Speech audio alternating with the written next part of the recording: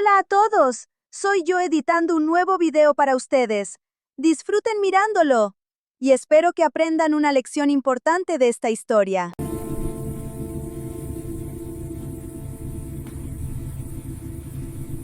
Entró en la historia del mismo modo en que cruzó las puertas de la prisión, sin nombre, sin explicaciones, sin derecho a ser visto.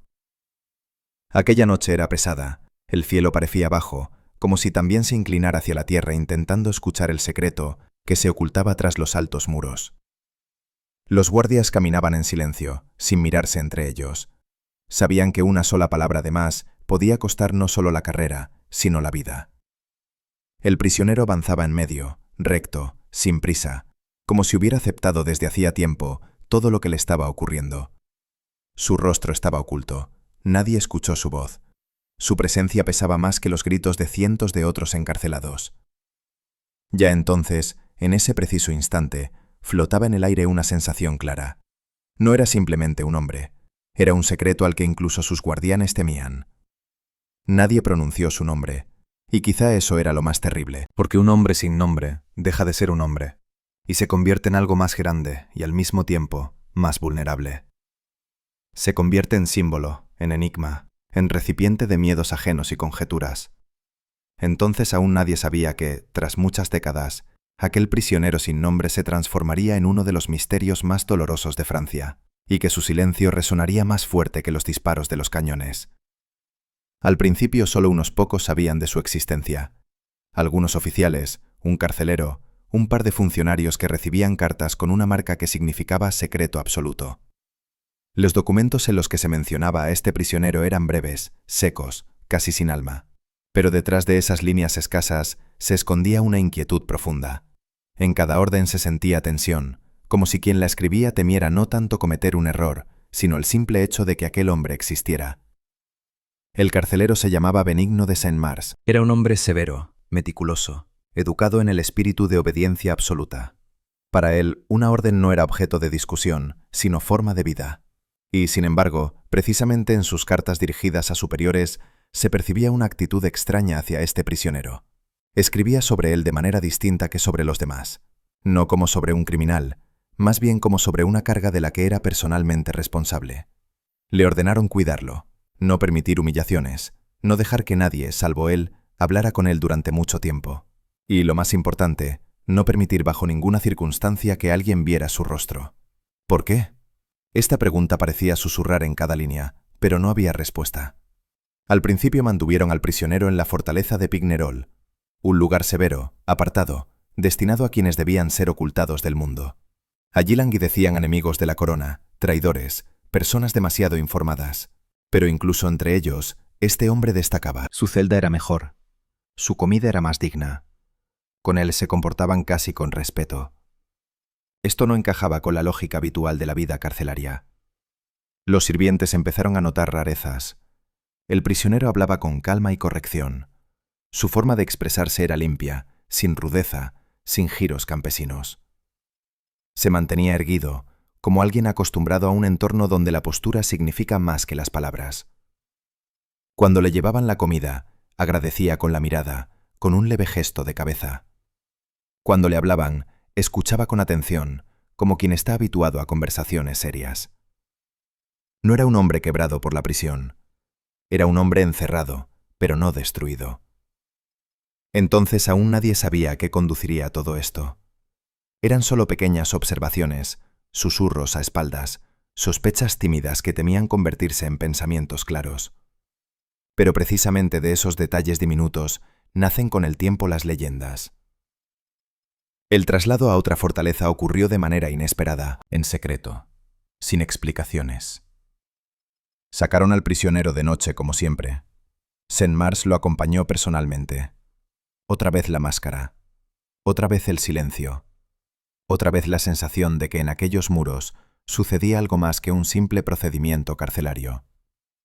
Ahora lo llevaban a Axils, luego vendría la fortaleza isleña de Saint-Marguerite, después la Bastilla. Cada vez el camino quedaba envuelto en oscuridad, como si el propio aire obedeciera la orden de callar. ¿Por qué lo trasladaban? Porque tenían miedo, no de la fuga, sino de los rumores. Cada vez que alguien empezaba a pensar demasiado, cuando observaba con demasiada atención los modales del prisionero, cuando retenía demasiado tiempo la mirada sobre él, se tomaba la decisión de un nuevo traslado.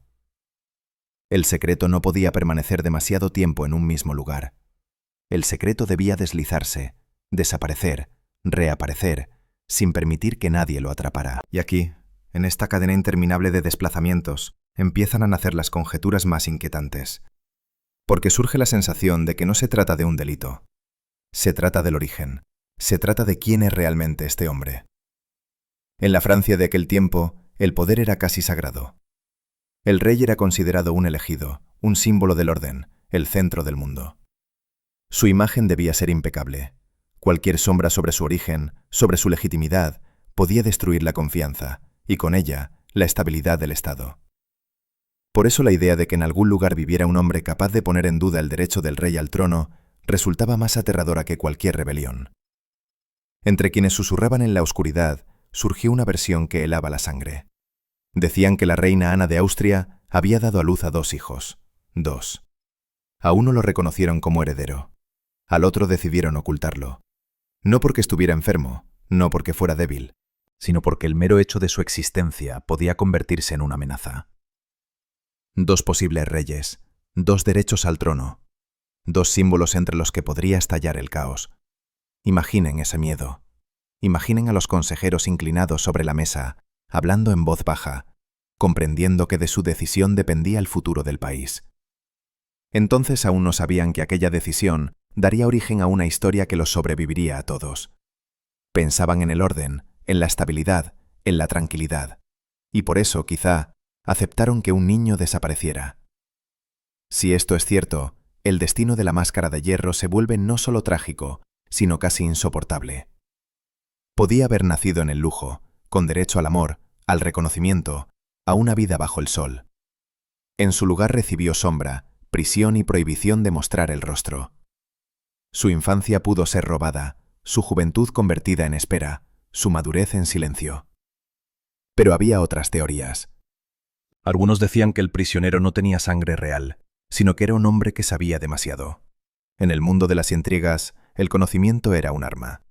Un solo documento, una carta, una frase escuchada por casualidad podían destruir reputaciones, cambiar alianzas, arruinar carreras. Tal vez este hombre fue testigo de una conversación peligrosa. Tal vez vio algo que no debía ver. Y entonces su existencia se volvió incómoda. Pero lo más inquietante estaba por llegar, porque con el tiempo la gente empezó a notar algo aún más extraño. No intentaban eliminarlo, no lo ejecutaban, no trataban de hacerlo desaparecer por completo, lo conservaban, como una reliquia valiosa y peligrosa, como algo que no podía mostrarse al mundo, pero que tampoco podía destruirse. Ese trato no se parece al que se da a un enemigo, se parece al trato hacia algo demasiado importante como para deshacerse de ello. Cuando llevaron al prisionero a la Bastilla, la atmósfera a su alrededor se volvió aún más densa. La Bastilla ya entonces era símbolo de poder y de miedo. Entrar allí significaba ser borrado del mundo. Pero incluso entre los prisioneros de la Bastilla, él era especial.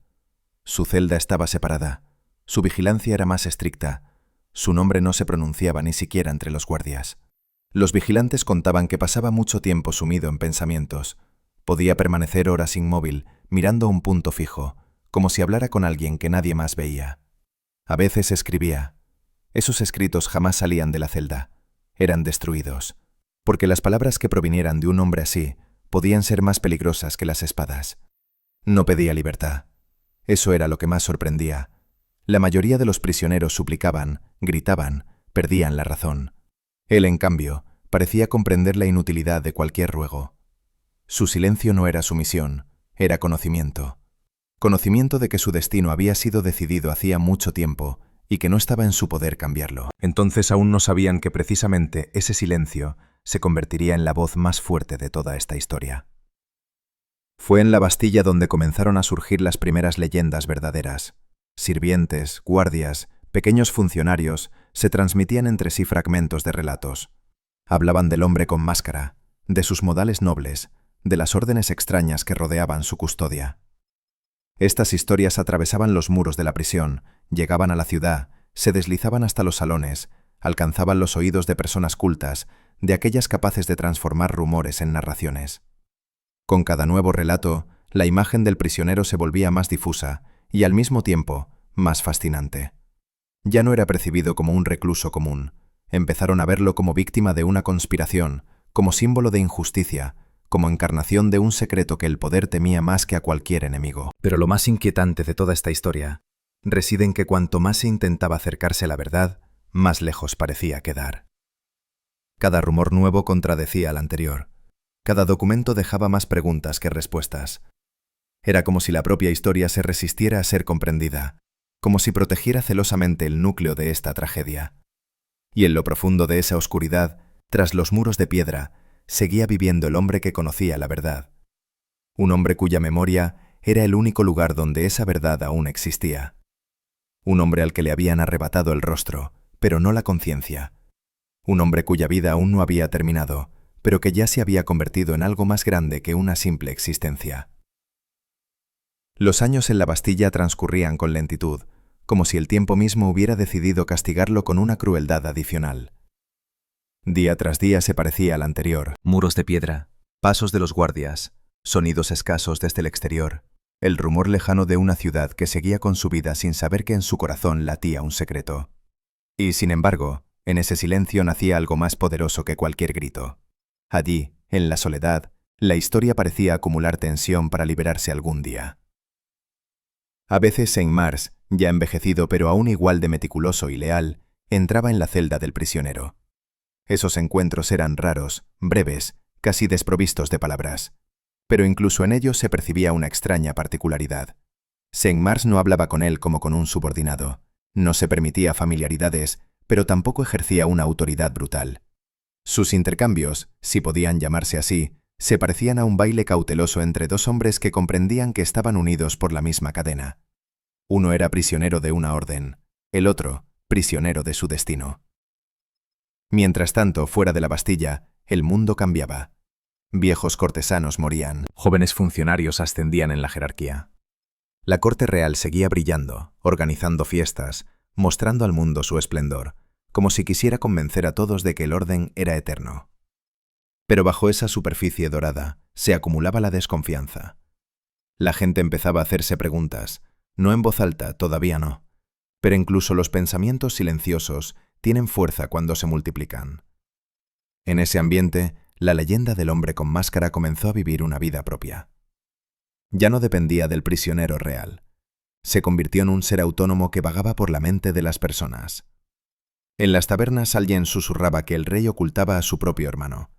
En los salones, damas instruidas elaboraban teorías, intentando comprender qué clase de secreto podía esconder el poder.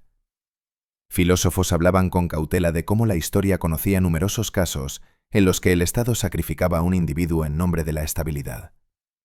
Cada conversación de ese tipo era peligrosa. Pero lo prohibido siempre atrae más. Cuanto más el poder intentaba imponer el olvido, con más insistencia la gente deseaba recordar. Y el prisionero, mientras tanto, permanecía en su celda, como en el centro de una telaraña invisible. No sabía hasta dónde habían llegado los rumores. No sabía que su silencio ya había creado una leyenda. Solo conocía su propia verdad, aquella que no podía pronunciar. Y quizá eso era lo más pesado de soportar. Porque un secreto que no puede compartirse con nadie acaba por devorar desde dentro. Es fácil imaginarlo recordando.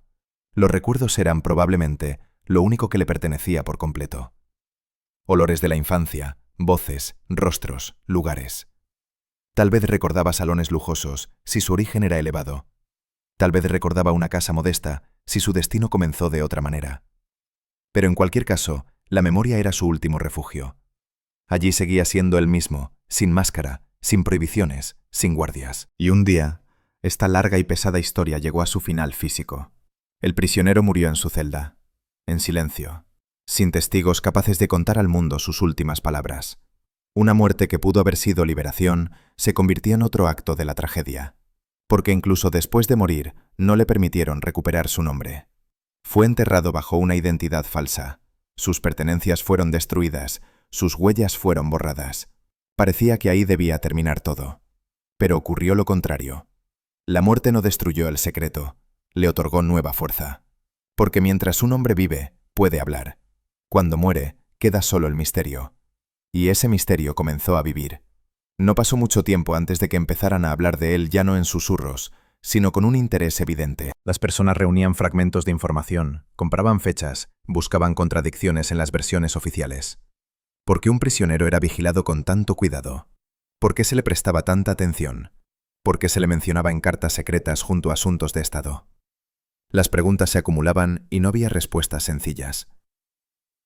Voltaire, hombre capaz de sentir las debilidades del poder, fue de los primeros en dar forma a esta historia.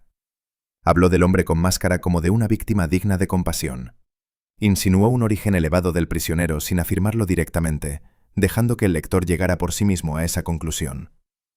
Sus palabras se difundieron por Europa y la figura de la máscara de hierro se convirtió en parte del espacio cultural.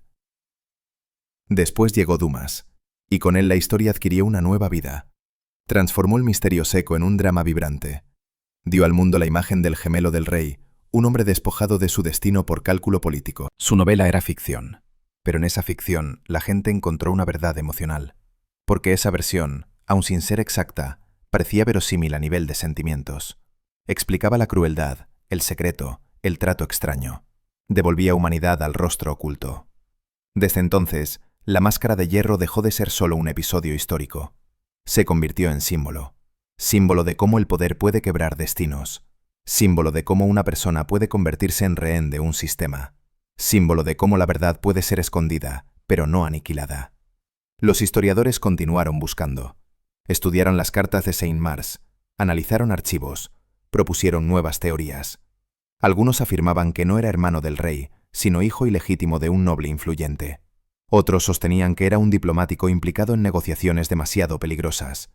Otros veían en él a un hombre que simplemente estuvo en el lugar equivocado, en el momento equivocado. Y cada versión añadía una nueva capa a esta historia. Pero cuanto más abundaban las teorías, más claro quedaba que quizá no existía una verdad definitiva.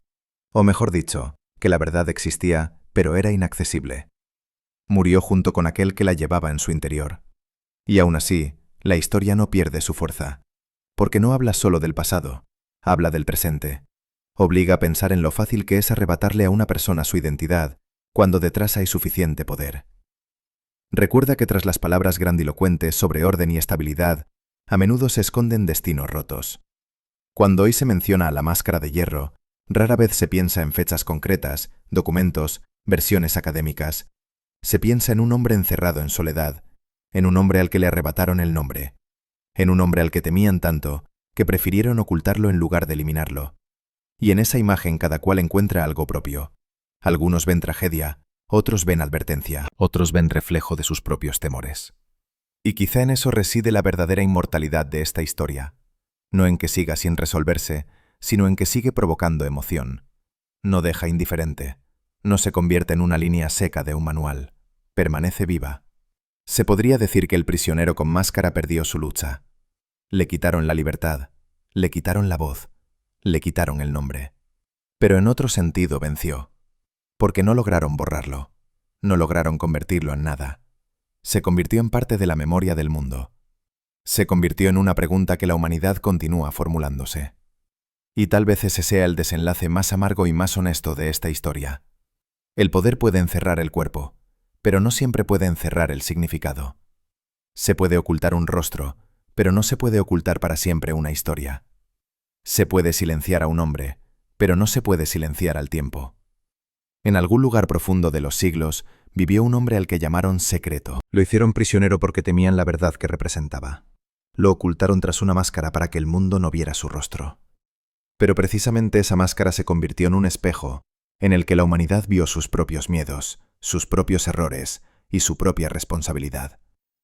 Y mientras existan personas dispuestas a hacer preguntas, mientras exista el deseo de buscar la verdad, mientras haya compasión por quien fue privado de su destino, la historia de la máscara de hierro no terminará. Seguirá viviendo, transformándose, profundizándose, adquiriendo nuevos significados. Porque en su esencia no hay solo un misterio, en su esencia hay un ser humano. Y las historias humanas, cuando contienen dolor, secreto y dignidad, no mueren jamás.